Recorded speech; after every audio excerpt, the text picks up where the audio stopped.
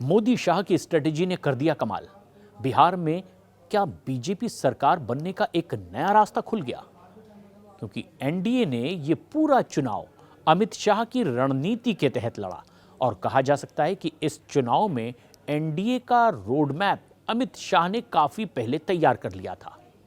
आखिरी समय तक एनडीए इस रोड मैप पर आगे बढ़ता रहा और बिहार चुनाव के नतीजों को लेकर के तस्वीर बिल्कुल साफ हो गई। गांव-गांव, शहर-शहर एनडीए की जीत दिखाई दी। विपक्षी गठबंधन का पूरी तरह से सूपड़ा साफ हो गया। वैसे तो एग्जिट पोल के नतीजों में एनडीए की जीत का अंदाजा लग रहा था, लेकिन महागठबंधन की सीटों का अंदाजा लगाने में 11 नवंबर को आए एग्जिट पोल पूरी तरह से फेल हो गए। किसी भी एग्जिट पोल ने महागठबंधन, खास तौर पर आरजेडी की इतनी बुरी हालत के संकेत नहीं दिए थे। और अब बहस इसी बात पर हो रही है कि आखिर एनडीए की इस प्रचंड जीत की वजह क्या रही। बिहार में एनडीए की जीत का सबसे ज्यादा श्रेय बीजेपी के दिग्गज नेता और राजनीति में इस वक्त देश में चाणक्य माने जाने वाले गृहमंत्री अमित शाह की स्ट्रेटजी को जाता है। एनडीए ने यह पूरा चुनाव शाह की रणनीति के तहत लड़ा और कहा जा सकता है कि इस चुनाव में एनडीए का पूरा रोड मैप अमित शाह बहुत पहले से तैयार करने में जुटे हुए थे, ना सिर्फ अपनी पार्टी के लिए, जेडीयू के लिए, बल्कि और भी तीन दूसरे सहयोगी दलों के लिए जो उनके एनडीए का हिस्सा थे। आखिरी समय तक के एनडीए इस रोड मैप पर बहुत ही सधे कदमों से आगे बढ़ता रहा। कहीं कोई बगावत देखने को नहीं मिली, कहीं कोई फ्रेंडली फाइट की बात नहीं हुई जैसा कि महागठबंधन में होता रहा। अंतिम वक्त तक के सीटों का बंटवारा नहीं हो सका। मनमर्जी के मुताबिक हर पार्टियां चुनाव लड़ती रही, यानी औपचारिक घोषणा तक करना मुश्किल हो गया था। लेकिन इधर बहुत सधे कदमों से एनडीए ने सीटों का बंटवारा किया। परिणाम भी कुछ वैसे ही आए जो सोचकर सीटों का बंटवारा हुआ। कुछ शुरुआती मान मनोबल को अगर छोड़ दिया जाए तो एनडीए की गाड़ी बिहार विधानसभा चुनाव के दौरान कभी भी किसी भी वक्त बेपटरी नहीं दिखाई दी। अमित शाह ने बिहार चुनाव के लिए एनडीए की पूरी पटकथा शुरू से लेकर आखिरी तक लिखनी शुरू कर दी थी बहुत पहले। इससे पहले काम सहयोगी दलों के बीच सीटों के बंटवारे का था। लेकिन जो सबसे खास ध्यान देने वाली बात है वो ये कि इस बार एनडीए ने पिछली बार के मुकाबले ज़्यादा एकजुट होकर के चुनाव लड़ा। चुनाव में पहले किसी भी सहयोगी दल ने असंतुष्ट होकर के एनडीए का साथ नहीं छोड़ा, कोई बागी नहीं दिखाई दिया। ऐसी नौबत ही नहीं आने दी। अगर इसकी कोई सुगबुगाहट थी तो उसे समय रहते ही इसी सियासत के चाणक्य ने सॉल्व कर लिया। यानी एनडीए के कुनबे में सब कुछ सही सलामत करके ही अमित शाह पूरे टीम के साथ मैदान में उतरे। एनडीए के साथी पूरे चुनाव में एकजुट रहे। एनडीए के साथी जो पहले केंद्र सरकार में भी शामिल हैं, उन्होंने बिहार चुनाव के दौरान एक साथ अपनी एकजुटता दिखाई।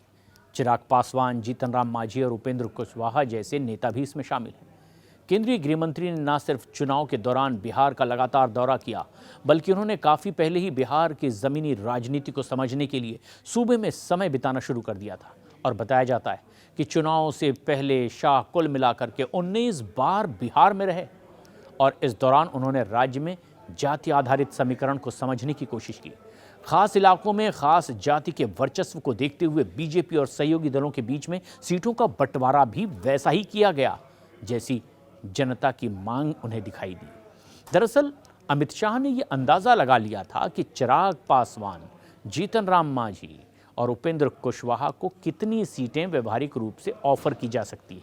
उन्होंने अपने कैलकुलेशन के हिसाब से सहयोगी दलों को सीटों का आवंटन भी किया और इसका नतीजा ये हुआ कि हर सहयोगी पार्टी का स्ट्राइक रेट शानदार रहा, क्योंकि इसकी रणनीति पहले ही बना ली गई थी।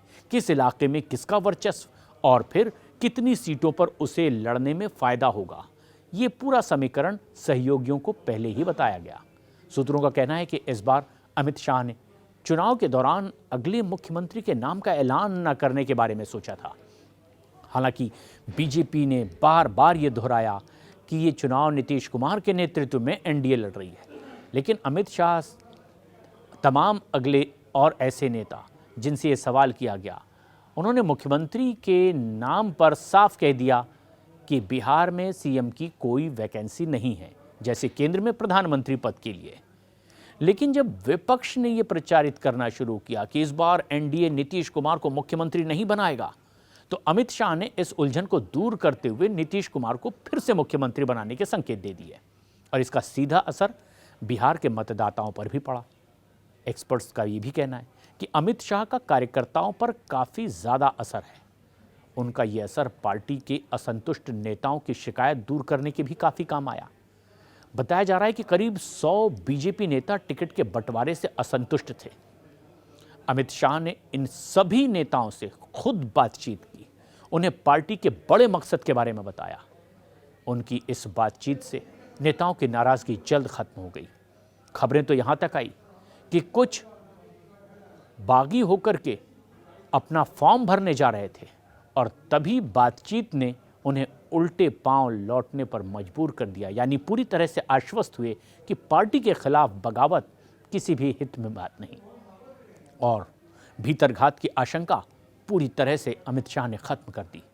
और ना सिर्फ बीजेपी के भीतर बल्कि अपने घटक दलों के बीच भी यही अनुशासन बना रहे और एकजुटता रहे, इसकी भी पूरी तरीके से पड़ताल अमित शाह करते रहे और खुद उसका नेतृत्व करते रहे। पूरी पार्टी ज्यादातर कार्यकर्ताओं के साथ एकजुट दिखाई दी।